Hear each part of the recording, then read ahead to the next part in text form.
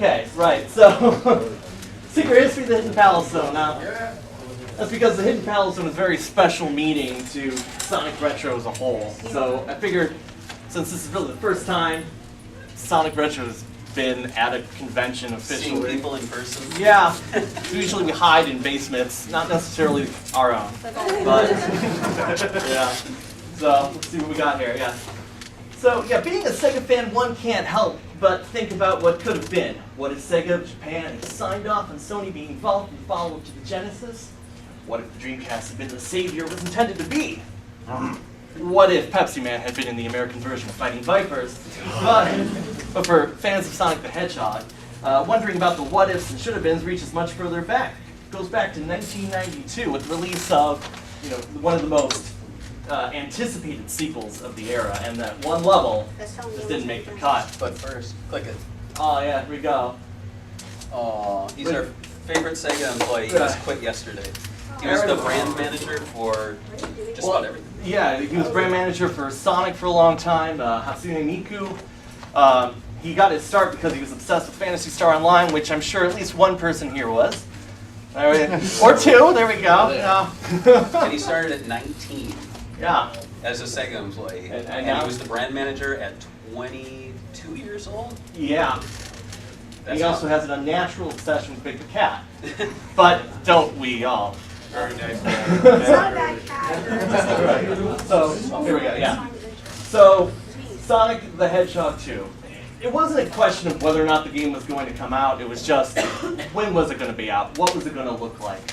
And these were the initial screenshots that came out. You had the Emerald Hill, you had Dust Hill, which never got beyond that, and you had the Hidden Palace Zone. Although, at the time, nobody knew what the levels were called. As more media came out, they really focused on the Emerald Hill, and they even had an early appearance right here. Hands on the controller. Ready, set, Here we go. go. Now, Okay. not as cool as the She Wizard, lost the ring. but She's grabbing. She's up to 3, 5. Sonic, of course, uses hyperspeed to run. He's spinning and hits the other animals. You can freeze and make them robots. And make them animals instead of robots. She's up to 17. She has to get around this. Back up a little bit. Another spin. What is wrong with you? Well, listen, you were doing so I just couldn't get that speed up there. Ferguson. Oh, man. he is a dreamboat right there. But yeah, so yeah, not as cool as the Wizard with Mario 3, but over time, GamePro, EGM, these are just some of the shots that were in those magazines showing off. It doesn't look exactly the same as that first shot, but it's definitely the same level. It was never really, it was never really the focus of any of the previews because Sonic 2 was supposed to be twice as big as Sonic 1. It was just one level. It was. Who knew what was going to show up? Here it is, November 23rd, 92. Oh my God. This is the release party. First of all, I'd like to tell you this game, Sonic 2, is a blast.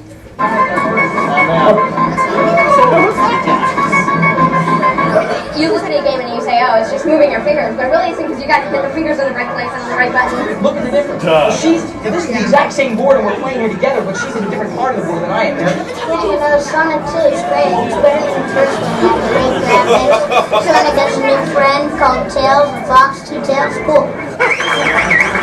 Oh man. That poor man has no idea what's going on outside that mask. It's been on the shelves in the United Kingdom for just today, and they just reported a complete sellout. Look at that!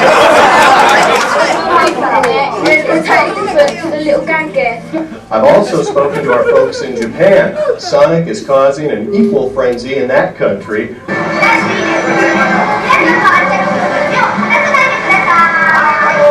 at that frenzy! Sonic 2 is super. Yep, that was around the world, November 23rd, Sonic Tuesday, and it was amazing, yeah. Why isn't it a federal holiday? Yeah, it should be. Well, this is Sega. Now, the thing is that for people who were following all the coverage prior to the game release, they noticed there was no hidden palace. And the sound test was just another moment of, stabbing in the wound because sound test 10, is the music in here or no? No, it's not. Sorry. I mean, who cares? I can sing it. Yeah. Yeah, so it was this haunting theme that was nowhere else in the game, and there was a lot of rampant speculation as to whether or not the Hidden Palace Zone was even in it. This is Usenet 93. I have heard a rumor claiming there is access to the Hidden Palace Zone in Sonic 2. Supposedly, you have to be supersonic to be in Mystic Cave Zone 2. From there, a hidden checkpoint is the gateway. I figured this is a load of BS, considering the net hasn't reported anything. Still, it would be cool. And in case you're wondering, no, I did not make this up. Read it in the Video Game Fanzine. Guess that's... Because we were kids, wild speculation, and here's someone just pretty much saying, hey, look, Hidden Palace isn't in it, and they should have removed Casino Night. And they get a little bit angry at Casino Night, the Tropical Zone, and but they like the music. Everyone loves the music. Just to prove here that people have been complaining about Sonic since day one. Yeah. Now, people would write in, and it's just a couple of letters I'm not going to read, but it basically is people asking, hey, where's the level? Magazine editor said it's not in there, but nobody wanted to believe them, and the only real confirmation was in the UK there was a book called the Solid Gold Sonic 2 Guide, and the author says, yeah, I played these levels, they're not in the final game, but I'm going to show them to you anyway, because I guess he wanted to be a bit of an ass, but this is just the Sonic 3 level select kind of fueling the fire, because that icon right there, obviously, Hidden Palace Zone, this is just sort of showing, and then of course, there was a level called Hidden Palace Zone, and for some people this was enough. Sonic and Knuckles, you got a level, you got the name, you don't need anything more. But jump ahead a little bit, 1998. That was the golden age of the Sonic hacking research scene that eventually led into retro, what retro is now. There was a guy named Tom. He had a website called Tom's Hacking Station, and he wanted to be able to just play what was left of the Hidden Palace Zone in the final version of the game. There was an actual replay code, but emulators at the time, Genesis was the big one. You couldn't put in codes. You couldn't even play Sonic's two-player levels. But what he did was he just took a save state, opened it up in a hex editor like this, and was fiddling around figuring out what numbers matched with what levels, and he was able to get what was... Oh. You hit it again. No, this is... Is this not it? No, this is the wrong video. Oh. No, well. Unless it's after this. I think it's after Okay. this. Well, basically, I'll show the video in a second, but after you figured out how to get to the level, even though there's nothing there, a man named AJ Frida, who is probably best known for making Sonic Robo Blast 2, which is the oldest fan game in the world, click and create, he put together what he thought the Hidden Palace Zone would be, just using those terrible scans of screenshots, and it's not the prettiest thing in the world. Or wait, is this? Yeah. You can jump. It's really loud.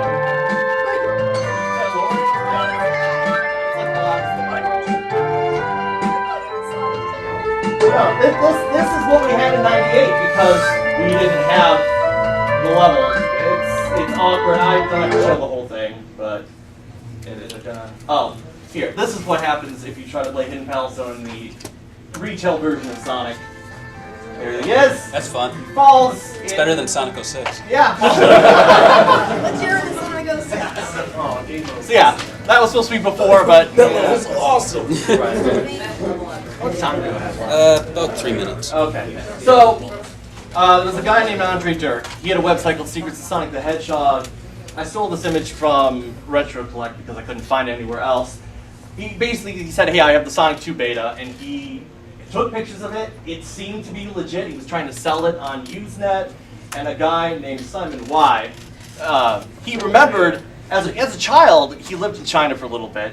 He had access to a version because you could buy pirates real easily, but he got rid of it because he didn't realize what it was. He thought it was just a broken, buggy Sonic 2. So he said, hey, he got sick and tired of Andre talking about this auction all the time because he would make a post every single day.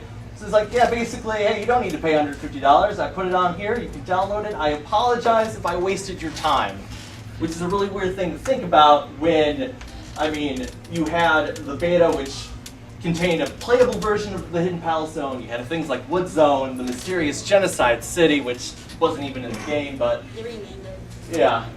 And all of this, like Simon Wagg, he made the site called Sonic 2 Beta, and all that went to the original Sonic Stuff Research Group, which was pretty much the cornerstone of what evolved into, well, the current SSRG and Sonic Retro and other sites of those ilk.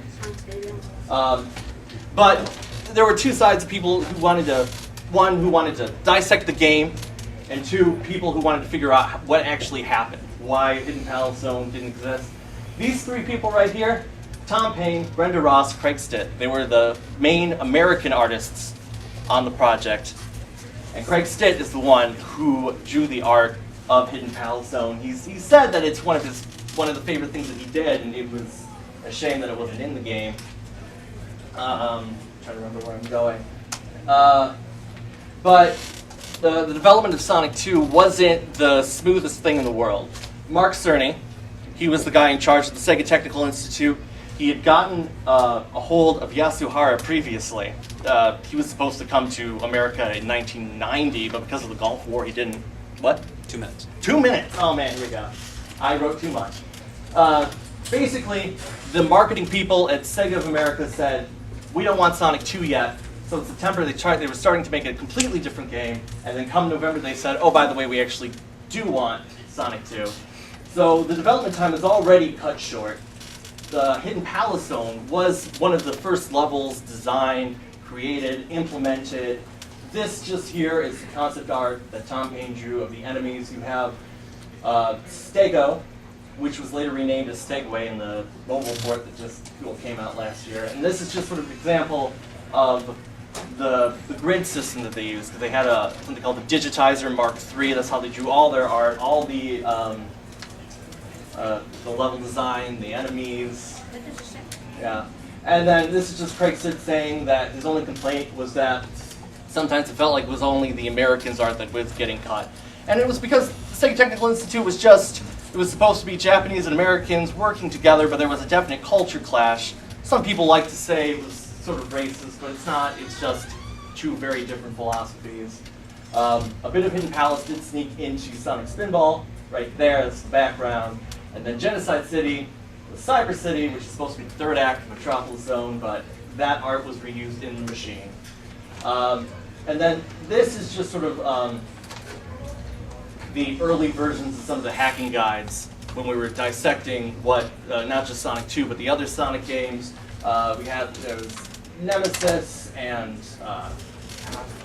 it's just too much. Too much. Yeah, and then that led to some of the Sonic 2 hacks. Some originally just sort of save states, but then as more and more of the actual game was disassembled, I mean, right now, like this is just versions of the Hidden Palace that people have made. There are entire disassemblies, the source code. Somebody can just go in and do whatever they want, and that's what's led not just for some of the ROM hacks, but things like Sonic Before and After the sequel. The Sonic Worlds engine is based heavily on how the physics work. Megamix, there's the S Factor. Omo Chow Edition, that's my favorite ROM hack there. And then in 2013, Taxman and Stealth, that's Christian Whitehead and, what is his real name? Simon Tomley. They were involved in the mobile port of Sonic 2. And Craig Stitt, this is just him commenting on that. And there we go. I guess those other videos are gone. If you want to play it, you can get Sonic 2 iOS. It's really cheap or free sometimes. Yeah, I don't know if is it because it was free yesterday on Android. I don't know if it still is. But it's a fantastic. But yeah. Well, there is I forget the code offhand, but if you put it into the sound test, you play the original map that's in the Sonic 2 beta, and it plays the original music, the sound test. Yeah, you did really good. I know I just did too much. Well, there you go.